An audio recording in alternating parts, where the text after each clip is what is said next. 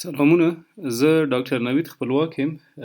نن د سترو کولمو په یوه ډیره بله مهمه موضوع در سره خبرې کوم.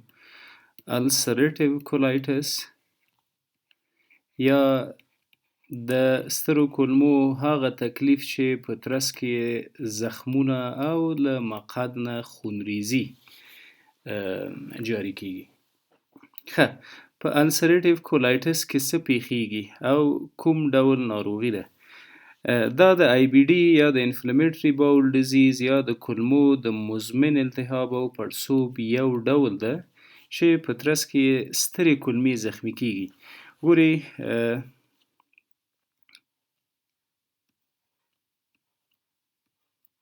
دا سترې کولمې دي، داسې په دې شکل باندې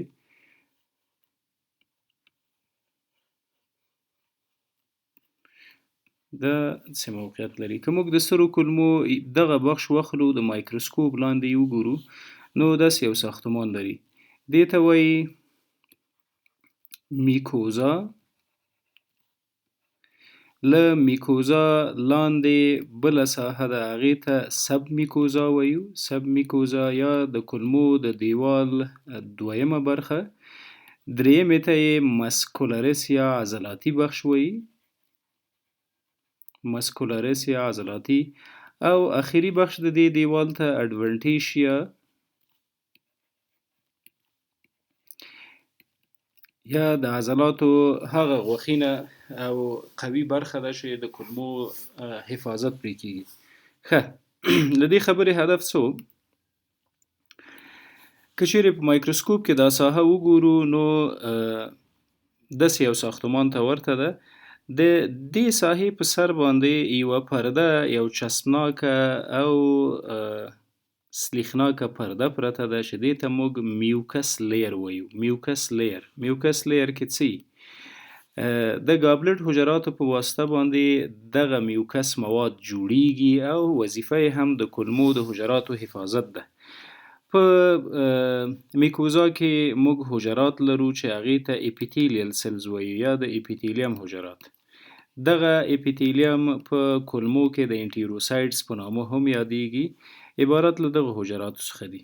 تاسو وګورئ لاندې شکل کې کوم حجرات چې لیدل کیږي، دی یوه هسته لري، هره حجره یوه هسته لري او په هسته کې بیا کوډونه او ډي ان اې پرته ده. ښه، دلته که متوجه شئ، دغه د برس یا د برش غوندې څه چې لیدل کیږي، ده ته وایي برش بارډرز. برش بارډر سلز. دا برش بارډر سلز یا کوم حجرات چې د اپیتیلیم حجراتو په نامه باندې یادیږي، دوی ولې برش بارډر نومول شوي دي؟ ځکه چې د دې برس په شکل داسې پروجکشنز یا راوتلې ساحې لري او د ډیر جذب او قوي او زر جذب دپاره زمینه مساعد کوي. دوه ډیر مهمه انزایمونه ترشح کوي چې هغه ته برش بارډر انزایمز وایي. یو یې لکټیز ده، لکټیز، او بل یې ده فرکټیز. دغه دوه انزایمونه قندونه یا خواږه مواد اخلي، د مرکبونه یې په سمپل او ساده و تبدیلوي او بالاخره هغه د جذب لپاره آماده کیږي. دا حجرات په خپلو منځونو کې د ډیرو ظریفو نورو ساختمانونو په واسطه سره تړلي دي چې دې ته انټرا اپیتیلیل ټایټ جنکشنز وایي او د حجراتو ثبات تقریبا د همدغه ټایټ جنکشنونو په واسطه باندې تامین شوی ده. په السریټیو کولایټس کې څه پیښیږي؟ یو میکروب، فرضاً دا یو میکروب ده، راغی، د ځینې ارثي او محیطي عواملو پر اساس باید دغه ټایټ جنکشنونه سوس شوي وي یا د حجراتو ترمنځ ارتباطات باید یو څه خرشهداره شوي وي چې میکروب داخل ته اجازه پیدا کړي. دغه میکروب د یوې حجرې په واسطه چې هغه ته موږ انټیجن پریزنټینګ سلز وایو، انټیجن پریزنټینګ سلز یا ای پی سی اخلي او اتومات بیا یې د بدن دفاعي سیستم ته معرفي کوي. انرټ ایمیون سیستم چې هغه دفعتاً د دې میکروب په وړاندې تصمیم نیسي چې څه پې وکړي، له منځه یې ویسي.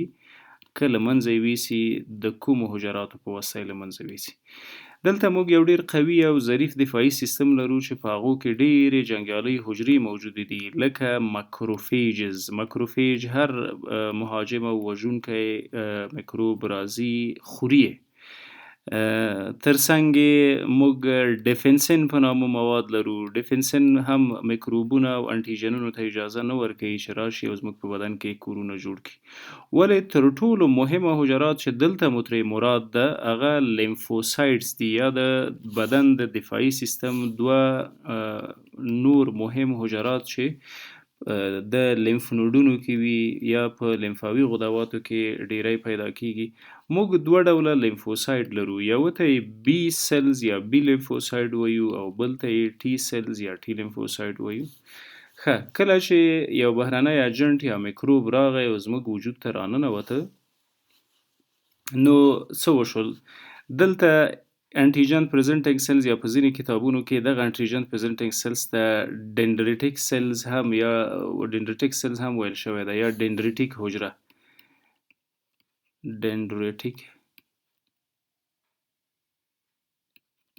سلز.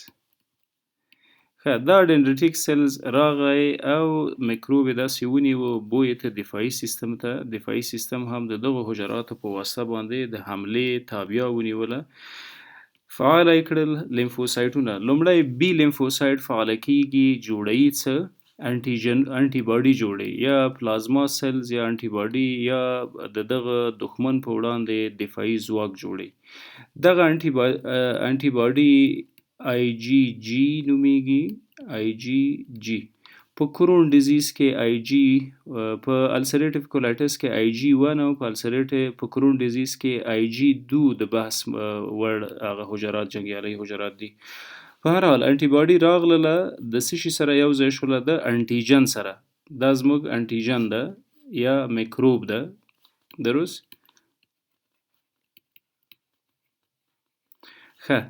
کله چې انټیجن او د انټي باډي ترمنځ جوړښت وشو، نو انټیجن انټي باډي کمپلیکس جوړوي. دغه کمپلیکس راځي او ټي سل فعاله کوي. اکټیویشن اف ټي سلز. کله چې د ټي سلز یا د ټي حجرې اکټیویشن یا فعالیت شروع شو، همدلته ده چې دفاعي حملات سرته رسیږي. اکټیویشن اف ټي سل. کله چې ټي حجره فعاله شوه، څه پیښیږي؟ د ځای کې واضح کوم. ټي لیمفوسایټ فعاله شو. د دې ټي لیمفوسایټ چې کله اکټیویشن وشو، فعالیت یې زموږ سره شروع شو، نو جوړوي څه؟ لومړی جوړوي ټیومر نیکروسس فیکټر. د ټیومر نیکروسس فیکټر ترڅنګ پرو انفلمیټري سایټوکاینز. دا دوه مواد دي چې د همدو په واسطه باندې زموږ د کولمو زخمونه منځته راځي، سرطانونو ته لاره جوړیږي، سوی هاضمه او سوی جذب منځته راځي. که ډیر پیتالوژي ته ورغځیږو، نو دغه سایټوکاینونه پرو انفلمیټري سایټوکاینز، یو ته یې انټرلیکوین 19 وایي، بل ته یې انټرلیکوین 23 وایي. دا دوه مضره مواد دي چې د دفاعي سیستم په واسطه کارول کیږي. دفاعي سیستم ته که وایي چې جاسوسي کوي، معلومات ورکوي چې په کومه حجره او په کومه ساحه کې انټیجن موجود ده. دفاعي سیستم هم لکه د طیارې بم، په هر ځای کې چې میکروب وویني، همغه ساحې کې بمبارډ کوي او ټوله حجره ورسره له منځه وړي. فرضاً د مثال په توګه په دغه حجراتو باندې دفاعي سیستم حمله وکړله، نو څه پیښیږي؟ برش بارډرز حجرات چې د حملاتو سره مواجه شول، نو هغه دوه انزایمونه چې برش بارډر انزایمز ورته وایي، د هغې ترشحات کمیږي یا په ټپه درېږي. کله چې دغه انزایمونه تولید نشي، نو خواړه به په سمه توګه، خصوصاً قندي مواد به په سمه توګه نه تجزیه او نه تحلیل کیږي. اسهالات منځته راولي، ډایریا. د اسهالاتو ترڅنګ هغه څه چې همیشه په هر مریض کې لیدل کیږي، هغه ابډامینل پین یا د نس دردونه دي. مسلماً کله چې دفاعي سیستم راځي زموږ د بدن په حجراتو حمله کوي او د حملاتو په ترڅ کې یو ځای زخمی کیږي عفونت پیدا کوي هلته به دردونه حتمي موجود وي نو په السریټیو کولایټس کې د دایمي اسهال ترڅنګ د نس خفیف او دایمي دردونه موجود وي ورسره بلډ پر انم یا په د مقعد د لارې د وینې لیدل وي متوجه باید اوسو چې یو ځل وینه راتګ هغه هم مړه وینه چې بغیر له دې چې موږ ورسره اسهال او سوی ازمه او د وزن کمبود ولرو د السریټیو کولایټس یا د ای بی ډي په معنا نه ده هغه وینه چې د السریټیو کولایټس په تکلیف کې یا د کولمو په زخمونو کې لیدل کېږي معمولا میلینا ته ورته حالت وي یعنی ډکې میتیازې تور رنګ لري او په ډکو میتیازو کې وینه مکس وي ډیری وخت د بواسیر او د شق یا د انال فشر په واسطه چې کومه خونریزي کیږي هغې ته باید دومره په خطرناکه سترګه ونه کتل شي لکه څومره چې د السریټیو کولایټس ناروغي خطرناکه ده ښه لکه څنګه چې د نوم نه معلومیږي السریټیو کولایټس په کولون یا په سترو کولمو کې منځته راځي سترو کولمو کې په سترو کولمو کې زخمونه منځته راځي د دغو زخمونو نه خونریزي کیږي او خونریزي مو بالاخره د کمخونۍ سره مخ کوي کله چې کمخوني منځته راغله هغه بیا خپل علایم لري یو بیل بخش د هیماټالوژي د انیمیا اف کرونیک ډیزیز دی ته وایي کوم چې د السریټیو کولایټس د وجې راځي په مریض کې خستګي همدا رقم بیقراري و د عضلاتو دردونه وي او همداسې د وخت د تیریدو سره زخمونه هم بالاخره په سرطاني ابعادو باندې تبدیلیږي السریټیو کولایټس د کولون کینسر یا د سترو کولمو د سرطان یو پیژندل شوی دلیل ده که چیرې په خپلو ډکو میتیازو کې وینه ګورئ د احتیاط په خاطر هم کولای شئ چې خپل معالج ډاکټر ته مراجعه وکړئ هغه کولای شي چې په یو سمپل کولوناسکوپي معاینه باندې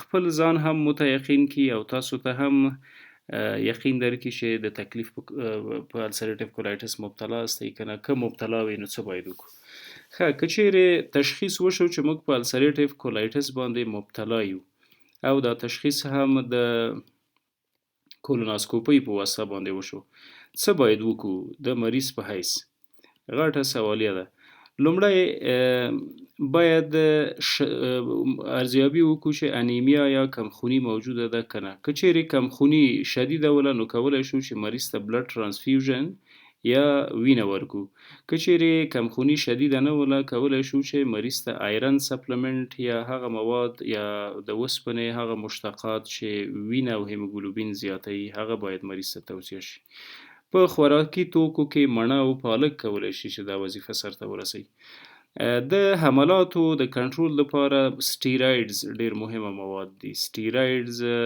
هارمون ده چې زموږ د ګردو په سر د غدې یا فوق کلیه نه ترشح کیږي ولې سټیرایډونه په السریټیو کولایټس کې اکیوټ فارمټ کې یعنی په حاد حالت کې ډیره ښه نتیجه ورکوي هایدروکارډیزون ډیکاډران پریډنیزولون دا ټول هغه درمل دي چې په دې کورنۍ پورې ارتباط لري دویم څه چې باید وشي بایولوژیکل ډیمارډز یا ډزي چې په هغه کې موږ سلفاسلازین لرو سلفاسلازین دا هغه درمل دي چې په ټوله نړۍ کې د السریټیو کولایټس لپاره کارول کیږي سلفاسلازین میسلازین دا ټول د یو کور درمل دي سلفاسلازین ډیری وخت که د اوږدې مودې لپاره وکارول شي د فولیټس د کمبود سبب ګرځي فولیټ یا فولیک اسید نو بهتره ده هغه ډاکټر صاحبان چې د السریټیو کولایټس معالجه په سلفاسلازین کوي ورسره باید ټابلیټ فولیک اسید هم مریض ته تجویز کی فولیک اسید چې د ورځې 2 وخته یې وخوري ترڅو د سلفاسلازین هغه جانبي عوارض چې د فولیټ د کمبود سبب ګرځي هغه مخکې له مخکې نه ورته جبران وساتو ډیره مننه